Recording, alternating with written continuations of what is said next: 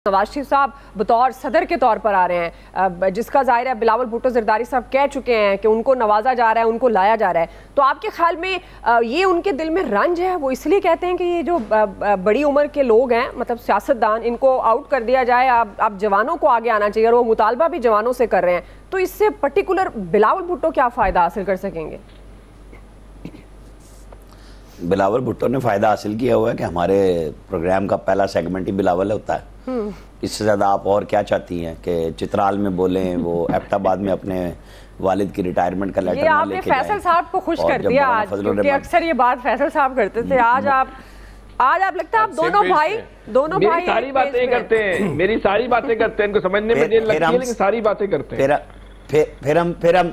फिर हम same page पे हुए ना। आज तो सुप्रीम कोर्ट में भी सेम पेज का जिक्र हो रहा था, तो हम भी सेम पेज पे हैं, क्योंकि वक्त आ गया कि सबको सेम पेज पे होना होगा, वरना फिर समझ लें, इधर उधर की बातें ना करें, सीधी सीधी बातें करें कि आप किधर खड़े हुए हैं। उन्होंने, चूंकि मौलाना फजलुर रहमान ने जवाब दिया था, तो आज उन्होंने बुजुर्गों के साथ ये भी कह दिया कि मदरसे में बैठ जाएं जाके। तो वो बराह रास्त जवाब था उनका मौलाना फजलुर रहमान को कल का, जो उन्होंने 2-3 दिन से वो सुन रहे थे बुजुर्गों में, और मौलाना फजलुर रहमान खामखा कूद पड़े। हालांकि 70 वाली दिहाई में वो नहीं पहुंचे अभी, वो अपने आप को नौजवान समझ सकते हैं। अगर आज इमरान खान नौजवान आदमी है जिसका नाम नहीं लिया जा रहा, लेकिन उसके लिए लेवल प्लेइंग फील्ड मांगी जाए और कहा जाए कि एक शख्स को नवाजा जा रहा है, भाई उस शख्स को 6 साल 5 साल पहले उसके साथ रगड़ा दिया गया, उसे कानून से मावरा सजाएं दी गई, और उसकी पार्टी खड़ी थी, इलेक्शन जीती थी, उसको हराया था, रिजल्ट बदले थे, उस पर नहीं बोलते। लेवल प्लेइंग फील्ड एक ही आदमी के लिए मांगते हैं कि वो मकबूल है जी।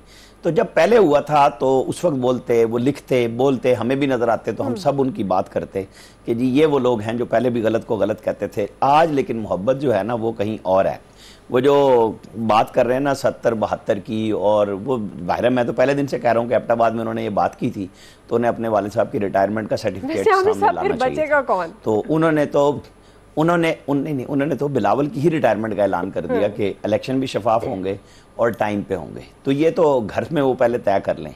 तो बचने जो हैं वही वजीर आजम बनेंगे, वहीं से सदर आएंगे। आप नवाज शरीफ को सदर बना रही हैं, तो क्यों मरियम नवाज को वजीर आजम क्यों नहीं बनना चाहिए? सोशल मीडिया से खबर लिया है। मैं भी यही कह रहा हूँ, क्यों नहीं मरियम नवाज वजीर आजम होंगी? वो उनके नाम पे काटे तो बहुत लोगों के नाम पे लगे थे, और फिर सारे काबिल कबूल हुए। वो कहते हैं डिप्टी प्राइम मिनिस्टर होंगी। जो पार्टी जीतेगी, जो पार्टी बनेगी ना, जीतेगी, वजीर आजम तो उसका आना है। अब वो नून लीग जीत जाए, वो पीपल्स पार्टी जीत जाए, वो पीटीआई के खंबे जीत जाए, मतलब यही है ना एक बात। जी। तो ले आए, मतलब सियासत पे तो किसी की पाबंदी नहीं है ना। आपको अपने मुल्क के पैरामीटर में रह के सियासत करनी है, आपको अपने मुल्क की रियासत पे हमला नहीं करना। तो जो लोग हामी हो सकते हैं वो जरूर उनकी हिमायत करें, हमें उनके उस का रद्द-ए-अमल पे भी कोई मसला नहीं है, क्योंकि ये उनका भी राइट है। आज आप देखें एक वीडियो नवाज शरीफ साहब ने मरी वाली दी है, क्योंकि हम आज से 7 साल पहले आस्ताना में उनके साथ वॉक पे ही थे, काज़किस्तान के दारुल हुकूमत में। तो वहाँ पे भी उस वक्त लॉ एंड ऑर्डर की सिचुएशन पे वो बात कर रहे थे, और यही बात उन्होंने कही थी कि मरी में हम इस तरह निकल जाया करते थे।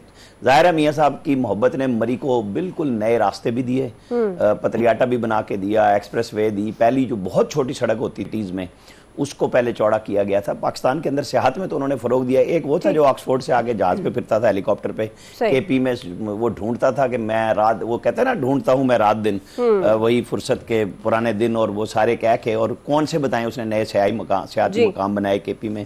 उसने जो एक झील थी उसके अंदर से गंद साफ करने के लिए 9.5 साल में क्या काम किया। वहां सड़क दे दी, वहां लोगों को कैसे बना दिए, कुछ दे दिया, जो ऐलानात करते थे नहीं किया ना। यही वो बात है कि भाई किसी के पास भी बेचने को अगर है तो वो बता देना मंशूर और एजेंडा। जिसने 9.5 साल में सैकड़ों डैम बनाने थे, उसने क्या कर दिया, उसका रिजल्ट दे दें मुझे।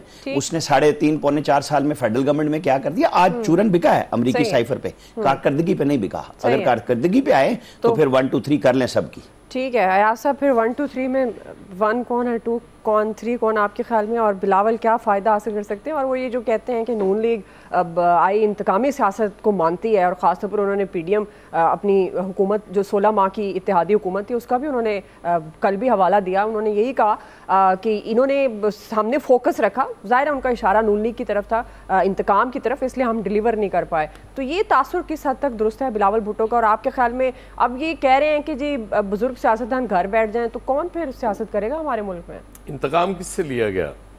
अगर बिलावल इस पे एहतजाज कर रहे हैं तो वो तो एक बुजुर्ग जो जेल में बैठा हुआ है उसी तरफ इशारा हो सकता है ना कि उससे इंतकाम लिया नून लीग ने। उसके बाद एक बुजुर्ग वो हैं जिनको मदरसे में बैठने की वो तलकीन कर रहे हैं, एक बुजुर्ग वो हैं जो जिनकी वीडियो आई आज मरी में घूमते हुए, और एक वो उनके घर पे भी एक बुजुर्ग उनके घर पे बैठे हुए हैं। मुझे तो लगता है कि वो कहीं ना कहीं अपने वालिद साहब को भी सुना रहे हैं कि हुजूर तुसी भी रिटायरमेंट ला लो, मैं आ गया मैदान। वो उस बयान पे तो नहीं कह रहे इलेक्शन कमीशन पे जो जरदारी साहब ने दिया है? वो कभी लगता है गुड कॉप बैड कॉप, लेकिन कभी ये भी हो सकता है कि बिलावल साहब कोई चीज़, बिलावल साहब का मसला ये है ना कि पैसा अब्बाजी ने खर्च करना होता है। बिलावल साहब के पास पल्ले तो कुछ है नहीं ज़ाती तौर पे, क्योंकि अगर होता तो शायद वो अपने आप को खड़ा कर लेते कि जी ठीक है पार्टी को मैंने ही चलाना है, मैं ही हूँ इसका स्टेक होल्डर, लेकिन चूंकि पैसा वहाँ से लेना होता है इसलिए ये मजबूरी बन जाती है बिलावल साहब की। बाकी वो जो सिलेक्शन, अब बात ये बिल्कुल ठीक है, बात इलेक्टेबल से आगे चली गई है, अब सिलेक्टेबल्स की बात आ गई है। जो बात हो रही है ना जी जी, कि अब सिलेक्टेबल्स होंगे, सिलेक्ट करके भेजे जाएंगे कि ये फलां जगह से ये कैंडिडेट सिलेक्ट हो जाएगा, दैट्स इट। वो इलेक्टेबल्स का मामला नहीं होगा, वो जो तय कर लिया जाएगा कि ये चूंकि सिलेक्ट हो चुका है, इसके लिए जैसे टीम में सिलेक्शन हो जाती है वो ठीक होती है, गलत होती है। बिलावल की जो बात है, जिस कैंपेन पे निकले हुए हैं, जो पीपल्स पार्टी के कुछ सीनियर लीडर्स से बात हुई है, वो ये कहते हैं जी पीपल्स पार्टी ऑपोजिशन में बैठने की तैयारी कर रही है, हम गवर्नमेंट का हिस्सा नहीं बनना चाह रहे, हमने ये तय कर लिया कि हम ऑपोजिशन में बैठेंगे। अब मसला सिर्फ सिंध का है, वो नवेद साहब बिल्कुल ठीक कह रहे थे कि सिंध किसी तरीके से हाथ से ना निकले, सिंध में मजीद स्ट्रेंथ मिल जाए, वहाँ अपनी हुकूमत बन जाए और उसके बाद हम मरकज़ में ऑपोजिशन में बैठ जाएं और जहाँ जहाँ हमें मौका मिले। कुछ केपी की कैंपेन का मतलब ये है कि उनको वहाँ कुछ स्पेस नज़र आ रही है केपी में कि शायद वो जो PMLN के ख़िलाफ़ या JUIF के ख़िलाफ़ कोई लोगों का जो रिएक्शन है, और वो अगर PTI नहीं होती तो चले हमें वोट शायद मिल जाए। सबको हक है, कैंपेन करनी चाहिए, कोशिश करनी चाहिए, जहाँ उन्हें नज़र आए कि कहीं से हमारे कोई निकल सकती हैं सीटें, बिल्कुल उस पर फोकस करना चाहिए, ये बिलावल साहब का राइट है। लेकिन आप नवेद साहब से हिसाब नहीं मांगती कभी भी, मुझे हैरत होती है जी। वो हमेशा 15 माह की हुकूमत करार देते हैं मुझे लगता है 1 महीना उसमें से इनके लिए बड़ा अच्छा गुजरा है, इसलिए इनको सिर्फ 15 महीने फील हुए हैं। नवेद साहब 16 महीने की हुकूमत थी और उसके असरात तो अभी तक हम भुगत रहे हैं, तो इसलिए आपकी मेहरबानी है वो अपने महीने ठीक कर लें, बाकी तो चीजें चलती रहेंगी, उसकी खैर। जी फैसल साहब, मौलाना ने तो जवाब दे दिया बिलावल को, वो कहते हैं उनका पहला निशाना तो खुद उनके वालिद हैं।